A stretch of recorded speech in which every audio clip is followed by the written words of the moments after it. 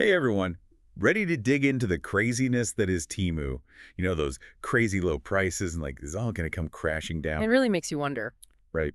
Let's do a deep dive into what made Timu so successful in the first place and how things might be changing. Sounds good to me. We're looking at this YouTube video today called Timu Just Got Destroyed by the U.S. Government. Here's the full story. It's from my wife, Quit Her Job e-commerce channel. Ah, I've seen that one. Pretty wild stuff. So get ready. We'll break down how Temu got so big, what's going wrong, and who might actually benefit from this whole mess. I think one of the most interesting things is just how quickly Temu became such a force. Yeah, for sure. Like it Uh, seems like they came out of nowhere. Like they just exploded, right? Totally. So how'd they do it? What was their secret sauce? Well, they had a few advantages working for them, at least for a while. Okay, so spill the tea. What were these advantages? Three main things. First, they had a ton of money backing them up. Their parent company is PDD Holdings, the same company behind Pinduoduo in China, and they basically threw cash at Temu to gain market share. Ah, so it was like a strategic play. Yeah, they were willing to lose money in the short term to dominate the market. How much money are we talking here? I mean, Wired magazine reported that Temu was losing an average of $30 per order in the U.S. $30 Yeah. per order. That's nuts. How long can a company keep that up? Yeah, that's the question, isn't it? How long can you keep burning through cash? And it looks like that strategy might be hitting a snag. PDD Holdings has had a rough time recently. They missed their revenue targets and their stock price tanked. Oh, I saw that. Wasn't it like a massive drop? Yeah, it was a huge hit. Almost $55 billion of market value gone in a single day. Yikes, that's gotta hurt. I'm actually starting to see this play out myself. As an influencer, I used to get tons of sponsorship offers from Temu, but lately, it's been radio silence. It makes you wonder if they're tightening their belts, right? Totally. So it sounds like that first advantage, the financial backing, might be drying up a bit. And it's looking that way. Now, the second advantage Temu had was this huge pool of Chinese sellers. These sellers faced a lot of competition back in China and were really eager to find new markets. So Temu was like a golden opportunity for them. Exactly. But here's where things get interesting.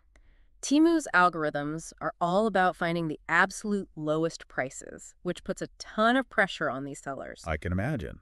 Like a race to the bottom. Right. And some sellers have even claimed that they were forced to sell at a loss just to stay competitive on the platform. Wait, so Temu was basically pushing these sellers to offer prices that were impossible to maintain. Pretty much, yeah. And it's starting to backfire. There have been reports of hundreds of Temu suppliers in China protesting over things like unfair fines and withheld payments. So the sellers are starting to push back. They're fed up. And this whole lowest price at all costs model is starting to show some cracks. But there's one more piece to this puzzle, that U.S. import rule. Right, the one that everyone's been talking about. Fill me in. Temu's third advantage was cleverly using the U.S. de minimis rule. This rule lets goods under $800 enter the country without paying any import taxes. So basically a free pass. Yeah, which gave them a big edge over U.S.-based competitors who had to pay those taxes. So that's how they were able to undercut everybody. But didn't something change with this rule recently? You got it. In September, the Biden administration announced some new regulations specifically aimed at what they called abuse of the de minimis rule by Chinese platforms. And that is where things get really interesting. Okay, so let's talk about these new rules. What's the deal? Well, first off, tariffs now apply to about 70% of Temu's goods, no matter the price. Whoa, so that loophole is basically closed. Pretty much. But it gets even more complicated. These new rules also demand way more data sharing. To avoid those taxes, Temu customers might have to give up their social security numbers. Just security numbers. To a Chinese company. That doesn't sound good. Yeah, you can imagine the potential for backlash over privacy concerns, right? And there's also a crackdown on safety regulations and more requirements for compliance certificates. That's a lot of new hurdles. It's a whole new ballgame. So Temu's facing pressure from their parent company, their sellers, and now the U.S. government. It's a lot to handle. It's like they're getting squeezed from all sides. So what does this mean for Temu's future? For U.S. sellers and for the American shopper? That's what we're going to dive into next. So it's like Temu's in this lose-lose situation. If they keep prices low, they might go bankrupt. But if they raise prices, customers could disappear. It's a real dilemma, right? Totally. Okay, so let's play this out. Who wins? Who loses? All right, so let's start with Temu. Their whole business model was built on having the absolute lowest prices. Right, like that was their thing. Temu, where everything's cheap. Exactly. But with all these challenges, that model might not be sustainable anymore. So you're saying those super cheap deals we've all been seeing could become a thing of the past? It's a real possibility. The financial pressure is mounting, their sellers are unhappy, and these new import rules are a game changer. Their whole pricing model could crumble. So if they raise prices, will shoppers just go back to Amazon or Walmart or wherever? It's a tough spot. Timu needs to find a way to differentiate themselves. Maybe they need to focus on quality, build trust with customers, and offer a more curated selection of goods. So it's like they need to evolve or they'll go extinct. Exactly. They need to become more than just the cheap option. Otherwise, they risk becoming irrelevant. Gotcha. So that's Temu's potential downfall. But who comes out on top? Who are the winners here? Well, US-based sellers are breathing a sigh of relief right now. Now that Temu can't exploit those loopholes and undercut everyone, American businesses actually have a chance to compete on a level playing field. So this could be a boost for American companies, especially those focusing on quality over those crazy low prices. For sure. And consumers might be more willing to support local businesses or pay a bit more for products that meet higher standards. Especially for stuff like, I don't know, kids' toys or electronics, things you really want to be safe. Exactly. I know I'd feel better knowing that the stuff I'm buying has been properly vetted. And, there's also the potential impact on American jobs. If more people are buying American-made products, that could lead to more manufacturing jobs here at home. Wow, so this isn't just about Temu. This could impact the entire U.S. economy. Absolutely.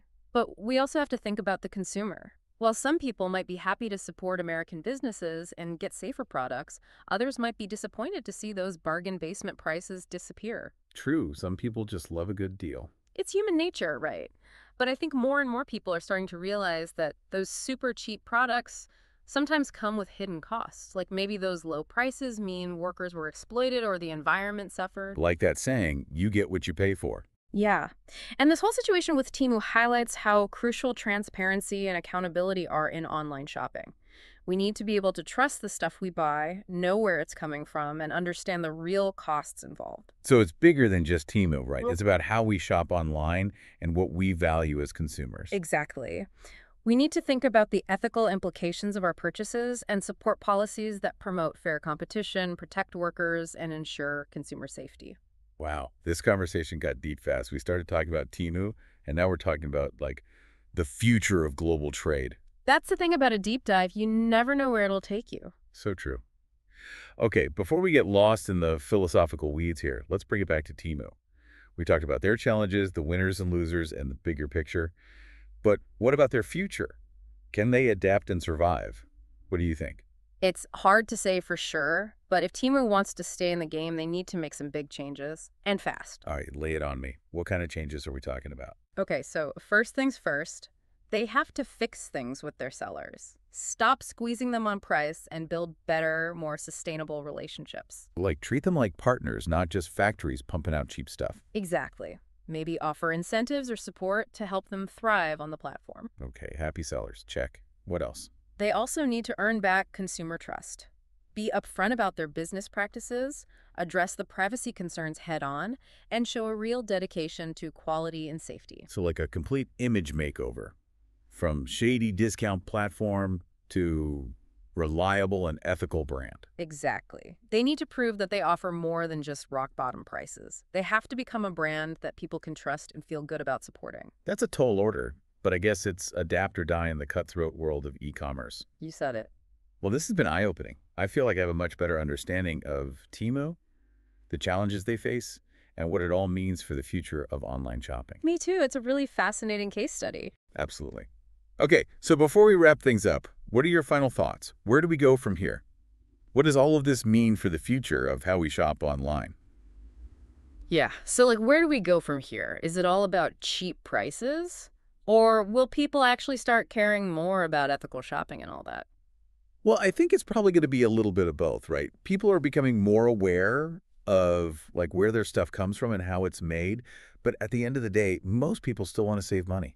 It's like we're all trying to find that balance, right? We want to save a few bucks, but we also don't want to support companies that treat their workers like crap or pollute the planet. It's tough. Yeah, for sure. And this whole Temu thing could be like a wake-up call. It might make people think twice about those crazy low prices and what they might actually be costing us in the long run. Yeah. Maybe it's the push we need to like finally shift toward more ethical and sustainable shopping habits. That would be awesome. It would be amazing. Think about it. What if companies actually got rewarded for treating their workers fairly, being eco-friendly, and, focusing on quality over just cutting costs? That's the dream, right? Like imagine if those values were just the norm instead of something special. Totally. And maybe, just maybe, this Timu thing is a step in that direction.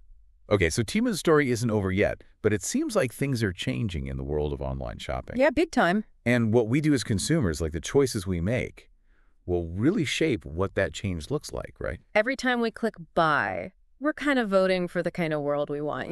So, like, next time you're scrolling through deals online, take a second to think about the bigger picture. Where's that product coming from? Who made it? What are you actually supporting with your purchase? It's like that saying, vote with your wallet. Exactly. We all have a part to play in creating a better future, so let's make those choices count. Absolutely. Well, everyone, that wraps up our deep dive into Temu and, the whole crazy world of online shopping. Thanks for listening. We hope you learned something new, and maybe, just maybe, we've inspired you to think a little differently about how you shop. Until next time. Keep learning, keep questioning, and keep diving deep.